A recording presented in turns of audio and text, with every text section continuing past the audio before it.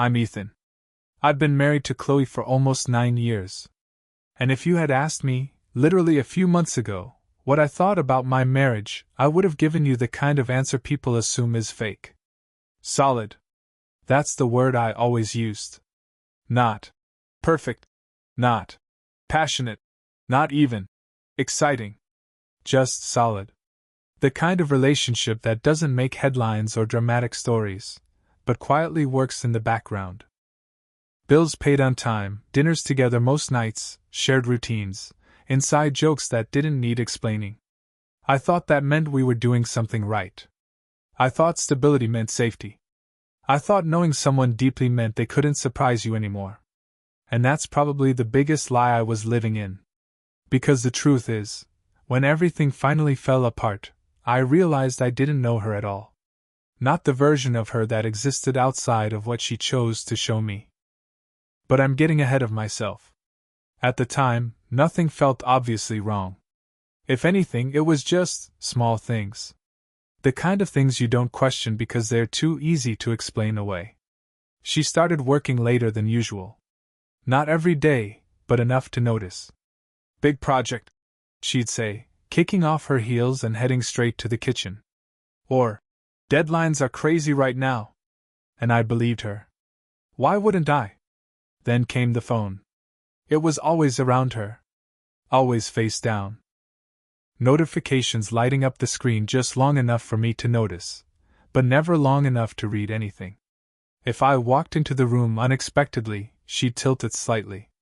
Not dramatically. Just enough to hide the angle. Subtle. Too subtle to accuse. Too consistent to ignore, if I had been paying attention the way I should have. There were also the work events. At first, they were occasional. Networking things, team dinners, after-hours drinks. She'd tell me about them casually, sometimes even complain about having to go. I'd rather just stay home, she'd say. But she still went. Then they started happening more often. And here's the part that gets me now, she never invited me. Not until that night. It was random, honestly. Almost out of character. She mentioned it while we were eating dinner, barely looking up from her plate. Hey, there's this thing on Thursday. Work people. You can come if you want. If I want. Not. I'd love for you to be there. Not. You should meet everyone. Just an option. I remember pausing for a second, fork halfway to my mouth. You sure? I asked. Yeah, she said quickly. It's nothing special. Just drinks. Looking back, I should have questioned it more. Something about her tone felt off. Like she was saying it because she had to, not because she meant it. But I didn't push. That was my pattern. Trust first, question never. Thursday came around, and I almost didn't go. Work had been exhausting, and all I wanted was to crash on the couch and zone out. For a moment, I even picked up my phone to text her that I'd skip it. But something stopped me. I don't know what exactly. Instinct, maybe? Or just a quiet feeling that if I didn't show up, I'd regret it later. So I got dressed, grabbed my keys, and headed out.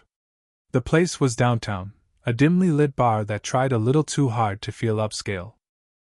Low lighting, music humming in the background, groups of people clustered together with drinks in hand.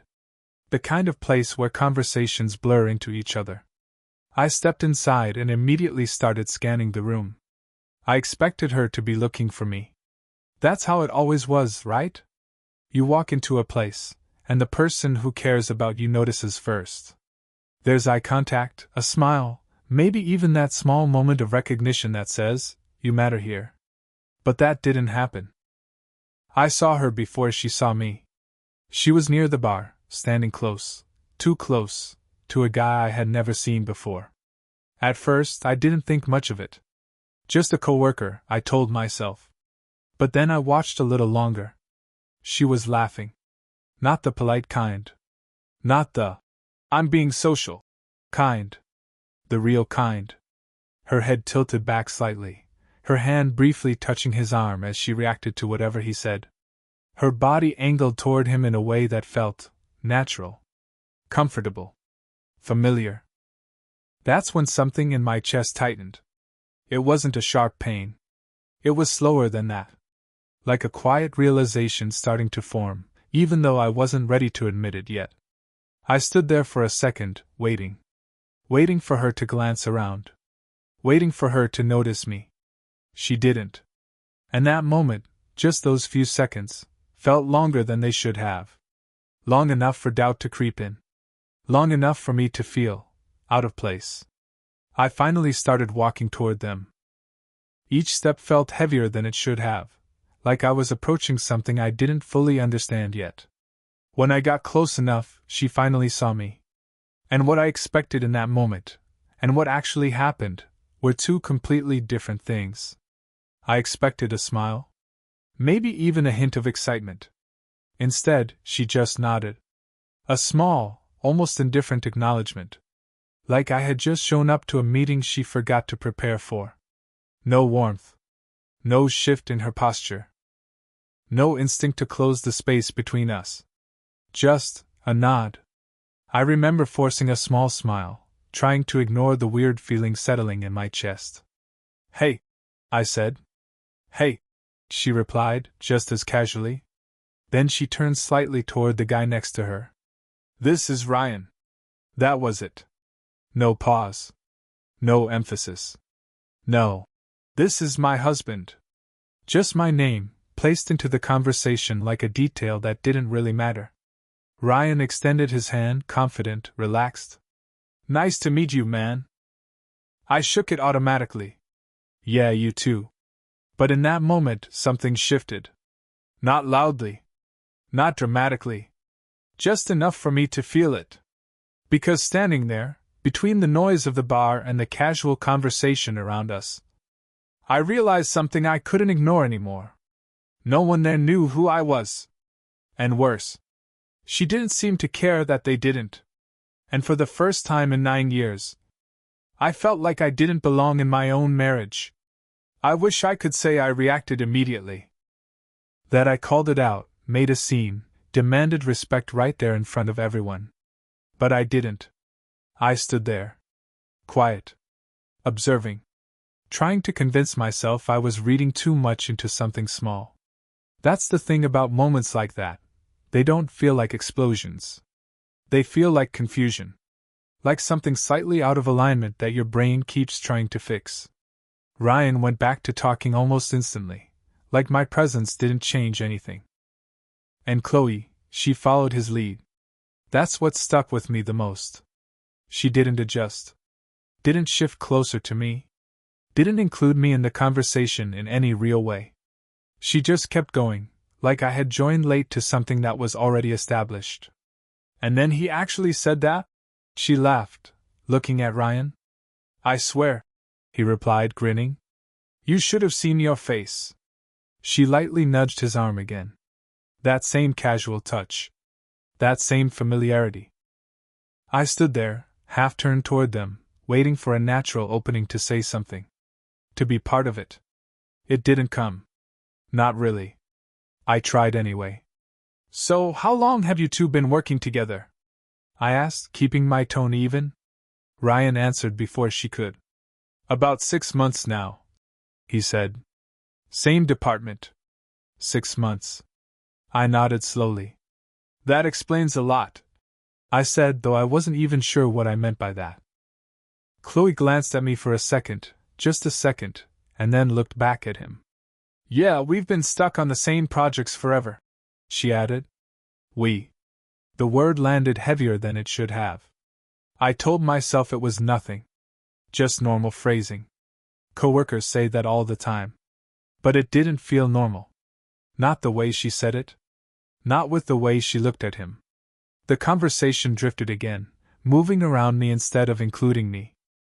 Inside jokes, shared experiences, references I didn't understand. At one point, Ryan mentioned a trip. "That off-site last month was wild," he said. Chloe smirked. "Don't remind me." My attention snapped into focus. "Off-site?" I asked. She hesitated, barely noticeable, but I caught it. "Yeah, just a work thing." she said quickly. I told you about it. No, she didn't. I would have remembered. But I didn't push. Not yet. I just nodded again, like everything made sense. Because I wasn't ready to confront the possibility that it didn't. Minutes passed. Maybe longer. Time felt strange in that room, stretched and compressed at the same time. People came and went, greeting Chloe, shaking Ryan's hand, barely acknowledging me beyond polite nods. No one said, "Oh, you must be her husband." Not once. And the longer I stood there, the clearer it became why. She never gave them a reason to. At one point, she excused herself to grab another drink. "Want anything?" she asked, already stepping away. I shook my head. "I'm good." Ryan stayed. Of course he did. For a few seconds, it was just the two of us. He looked at me, relaxed, confident. "So how do you know Chloe?" he asked. The question hit harder than anything else that night. Not aggressive. Not disrespectful on the surface. But loaded. Because if he knew, really knew, he wouldn't have asked that. I held his gaze. "I'm her husband." There was a pause. Short. Subtle. But real.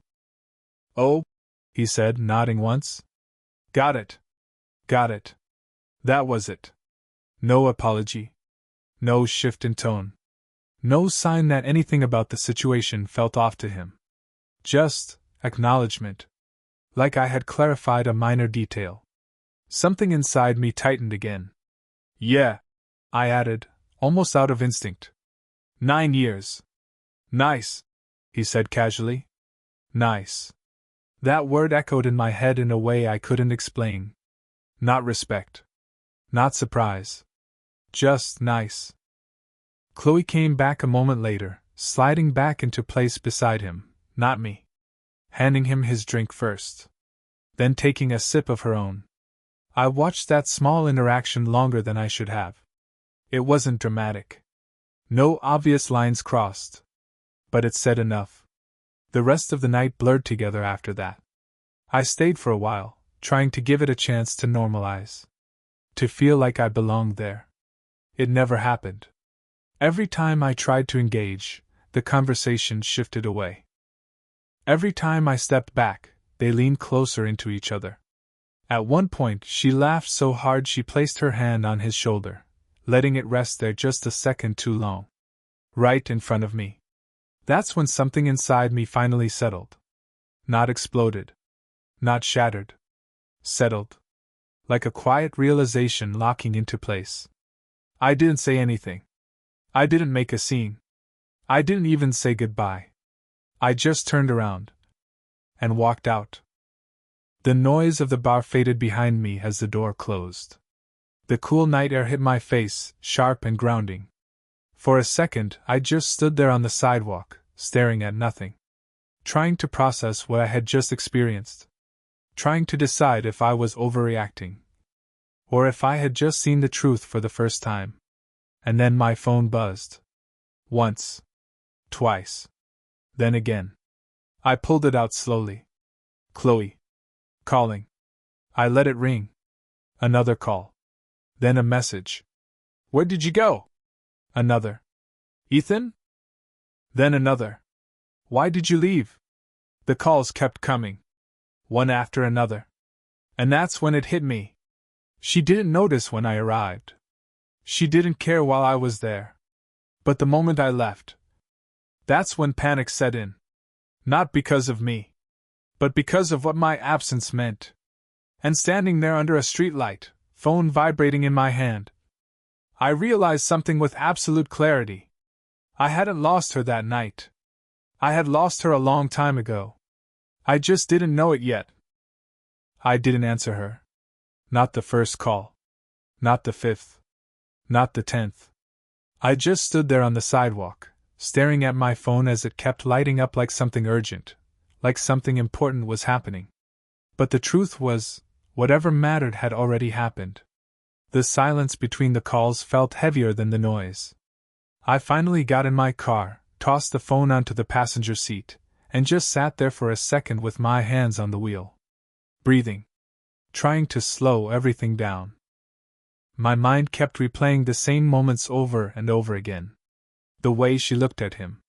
The way she didn't look at me. The way she introduced him.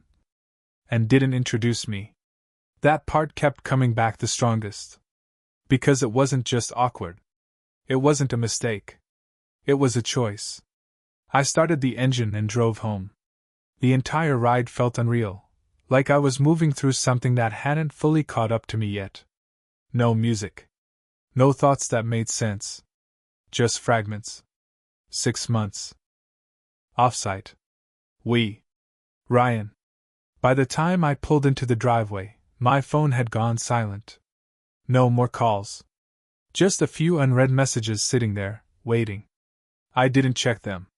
Not yet. The house was dark when I walked in. Quiet in a way that felt different than usual. Not peaceful. Empty. I dropped my keys on the counter and walked into the living room, then stopped. Because for the first time in years, it didn't feel like home. It felt like a place I had been living in without knowing what was actually happening inside it.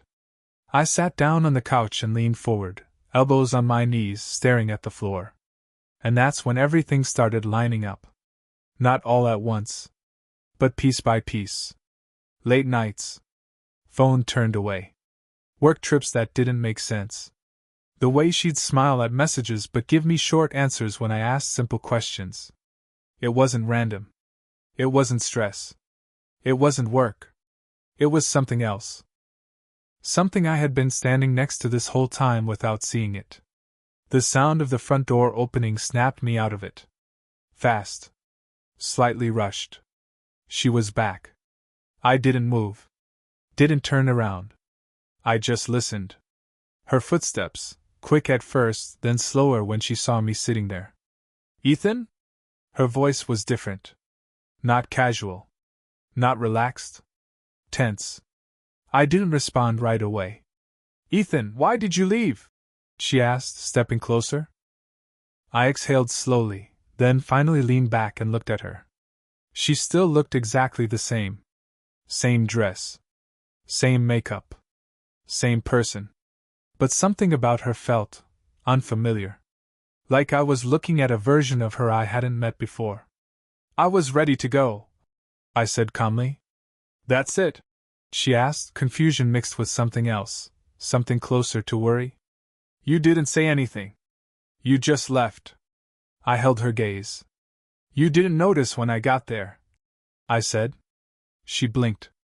What? You didn't notice me when I walked in. I repeated, my voice steady. You didn't introduce me. You didn't include me. You barely talked to me. Her expression shifted. Not fully defensive. But not guilty either. Just calculating. That's not fair, she said. It was busy. I was talking to people. Yeah. I nodded. You were. A pause. The kind that stretches just long enough to force the truth closer to the surface. Who is Ryan? I asked. She didn't answer immediately. And that hesitation told me more than anything she could have said. He's just a coworker, she replied finally. Just a coworker, I repeated. Yes. I tilted my head slightly. Then why did he ask how I know you? That hit. I saw it in her face. A quick flicker. Gone almost instantly, but not fast enough. I don't know, she said. Maybe he was joking. He wasn't joking. Another pause. Thicker this time. I leaned forward again, resting my arms on my knees. How long? I asked. Her eyebrows pulled together. How long what? How long has this been going on? Nothing is going on, she said quickly. Too quickly. I nodded slowly, like I was considering it. Then I stood up. Walked past her. Grabbed my phone from the counter. Unlocked it. And held it up. Then explained this. Missed calls. Messages. Dozens of them. All sent within minutes of me leaving. Her eyes dropped to the screen. I was worried, she said. No. I shook my head. You weren't. She frowned. I was. You just walked out. You didn't care when I was there. I cut in. But the moment I left, suddenly it mattered? That's not true. It is. My voice didn't rise. That was the part that surprised even me. I wasn't yelling. I wasn't angry in the way I expected to be. I was clear. And that made it worse. Tell me about the offsite, I said. She froze again. That was just work. You never told me about it. I probably forgot. You didn't forget. Her jaw tightened. You're overthinking this, Ethan. I let out a quiet breath. There it is. What? That thing you do, I said. Where you make it sound like I'm the problem for noticing something's off. That's not what I'm doing. It is. Silence. Heavy. Uncomfortable. Real.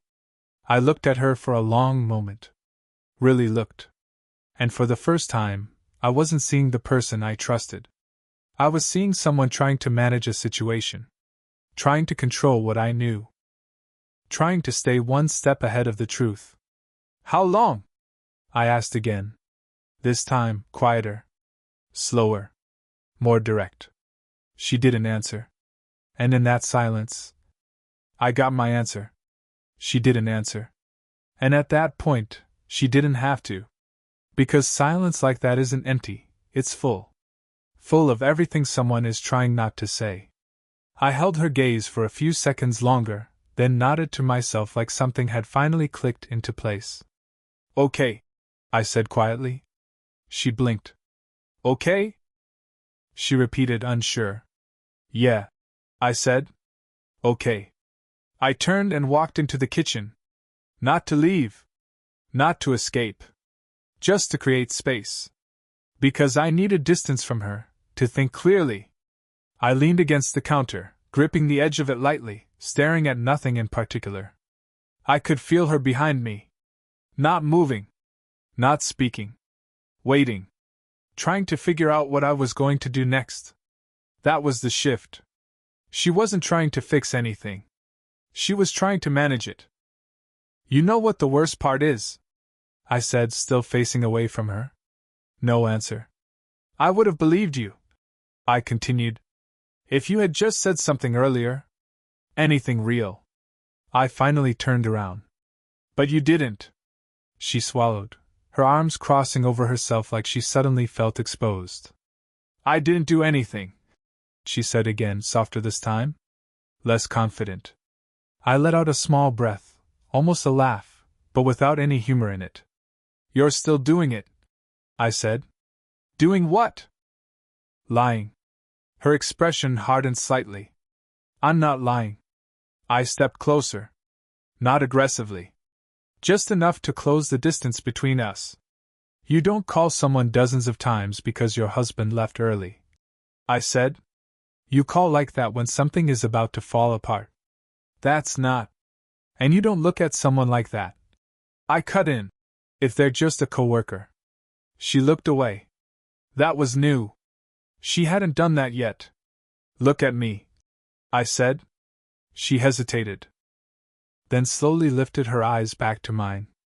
And for the first time that night, I saw it. Not denial. Not defensiveness. Something closer to fear. How long? I asked again. This time, there was no edge to it. No pressure.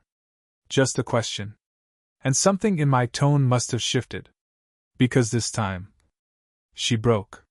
Her shoulders dropped slightly, like she couldn't hold the tension anymore. I didn't plan for it to happen, she said quietly. There it was. Not a full confession. But enough. I nodded once. Okay, I said again. So it did happen. She didn't respond. Didn't deny it. I didn't mean for it to go this far, she added, almost like she was trying to soften it. I stared at her. This far? I repeated. She pressed her lips together. It just started small. Of course it did. It always does. Define small, I said. She hesitated again. Then looked down. Talking, she said. At work. Texting sometimes. And? She didn't answer. I waited. Because now I knew, if I stayed quiet, she'd fill the space. And she did. We spent time together, she said finally. Outside of work. How much time? I asked. A few times. I nodded slowly. A few times, I repeated. Like dinners? She didn't correct me. Trips? I added. Her eyes flickered. That was enough. Well, I said under my breath. It wasn't like that, she said quickly. Then what was it like? I asked. She looked frustrated now. Complicated. No, I shook my head. It's actually very simple. You either stayed within your marriage or you didn't. Silence. She looked at me like she wanted to argue, but didn't have anything solid to stand on. It didn't mean anything, she said after a moment. That one almost made me laugh. Not because it was funny. Because it was predictable. You don't build something over months that means nothing, I said. Her eyes widened slightly. Months? She repeated. I held her gaze. You said 6, I reminded her. That's not. You said you've worked together for 6 months, I cut in. So unless all of this happened overnight. She didn't finish that sentence. She didn't need to. Because now the timeline was real. And she knew I could see it. I didn't want to hurt you, she said quietly. That one landed differently. Not because it made anything better, but because it revealed something else. You didn't want to get caught, I corrected. Her face tightened. That's not fair. It's accurate. A long silence stretched between us. And in that silence, something else started becoming clear. This wasn't just a mistake. It was structured. Planned. Maintained. How many times? I asked. She closed her eyes briefly. Does it matter? She whispered. Yes, I said. It does.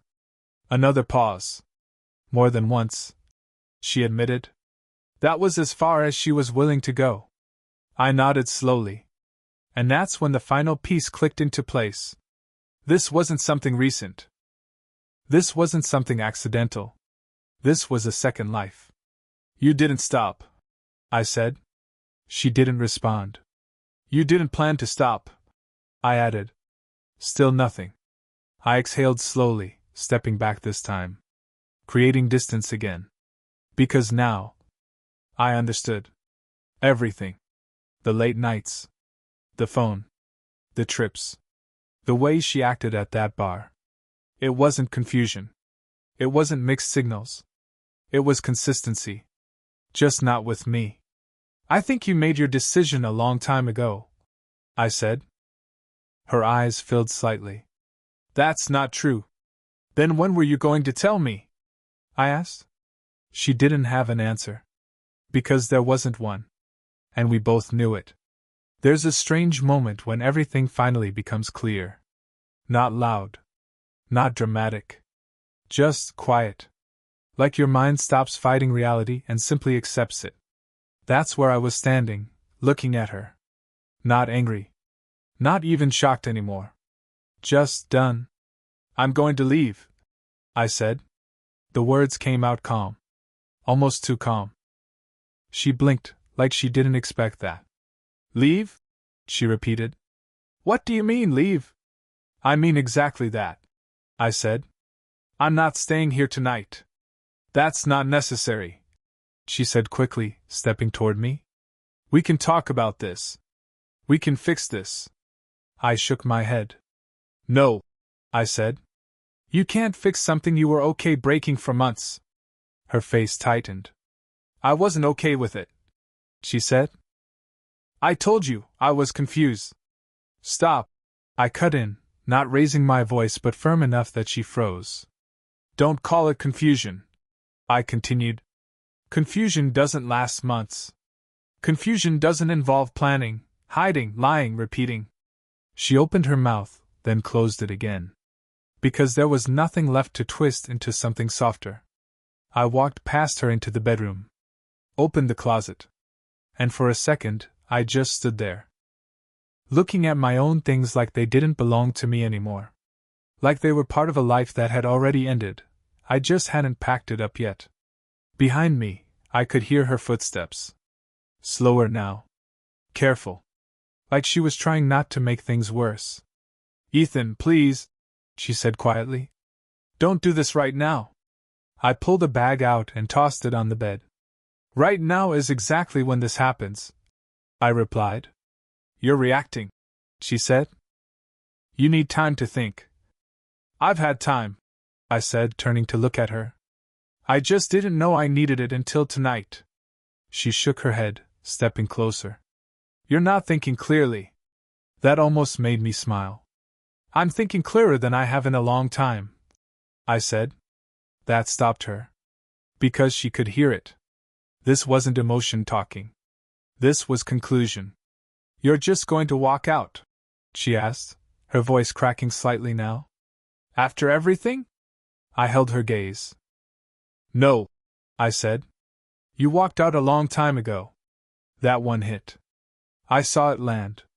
But it didn't change anything. She looked down for a second, then back up. "It didn't mean anything," she said again, like repeating it enough times might make it true. I zipped the bag halfway, then paused. "Then why risk everything for it?" I asked. She didn't answer. Because there wasn't a version of that answer that made sense. I grabbed a few more things, nothing dramatic, nothing symbolic. Just essentials. Because I wasn't trying to prove a point. I was just leaving.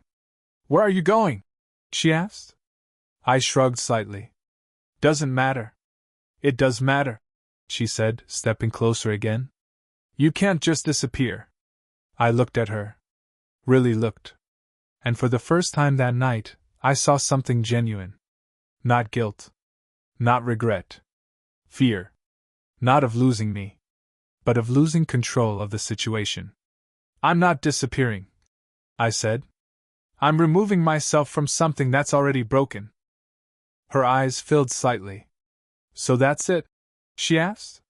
"You're just done?" I thought about that for a second. Not emotionally. Logically. "No," I said. This was done before I walked in tonight. Silence. Heavy. Final. I picked up the bag and walked toward the door. She followed. Of course she did. "Ethan, wait," she said, grabbing my arm lightly. I stopped. Not because I was reconsidering. Just because I wanted to hear what she'd say. "We can fix this," she said again, her voice softer now. "I'll end it. I'll cut him off. I'll do whatever you want." I looked down at her hand on my arm. Then back at her. "You had months to choose that," I said. Her grip loosened slightly. "I'm choosing it now." "No," I said quietly. "You're choosing it because you got caught." That broke something in her expression. And for a second, I almost felt something. Not sympathy. Just recognition. Of how far this had already gone. "I never stopped loving you," she said. That one lingered. But not in the way she expected. Because now, it didn't sound meaningful. It sounded disconnected. Like two things that couldn't exist at the same time. "You don't treat someone you love like they don't exist," I replied. Her eyes dropped again. And that was it. No more arguments. No more explanations. Just the truth sitting between us. Uncomfortable. Unavoidable. Final. I opened the door. Stepped outside. And didn't look back. The night air felt colder this time. Or maybe I just noticed it more. I walked to my car, tossed the bag into the back seat, and got in. Sat there for a second. Hands on the wheel again. Same position as earlier. But completely different feeling. Before, I was trying to understand. Now I did. I started the engine and pulled out of the driveway. No destination. No plan. Just distance. My phone buzzed again. I didn't check it. Didn't need to. Because whatever she was saying now didn't matter anymore. I drove for a while before I realized where I was going. Not consciously. Just instinct. There was only one place that made sense. Someone I hadn't talked to in years. Someone who knew me before all of this. Derek. We hadn't spoken in a long time. Life happened. Distance. But something told me. If there was anywhere I could show up without explaining everything first, it was there. I pulled up outside his place, sat in the car for a second, then got out and walked to the door. Knocked. Waited. Footsteps inside. The door opened. He looked at me. Surprised. But not confused. "Ethan?" he said. I nodded once. "Hey." He looked at the bag. Then back at me. And without asking a single question, he stepped aside. "Come in." And that's when it really hit me. My life didn't fall apart that night. It had already fallen apart. I had just finally walked out of it. Derek didn't ask questions that night. He just handed me a drink and let the silence do its job. That's what I needed, not advice, not sympathy. Just space to let everything settle. But over the next few days, things started to feel off. Chloe kept calling. Not begging anymore, panicking. At first, I ignored it. I thought it was just another phase. Another attempt to pull me back in. Then she sent photos. At first glance, they didn't make sense. Things out of place. Objects that didn't belong to her. A chair slightly moved. A window left open. "Someone's been here," she wrote. I almost laughed it off. Until she sent another one. And this time, I knew she wasn't lying. I went back to the apartment. Not for her, but for answers. The place felt different the moment I stepped inside. Subtle, but real. Like someone had been there, recently. Drawers slightly open. A faint smell that didn't belong. It wasn't Ryan. That was the first thing I knew for sure. Whoever had been there wasn't part of her other life. Which meant something worse. She hadn't just brought lies into that home. She had brought risk. And for the first time since everything started, I realized this situation wasn't just about betrayal anymore. It was about something we didn't understand. And that made it dangerous.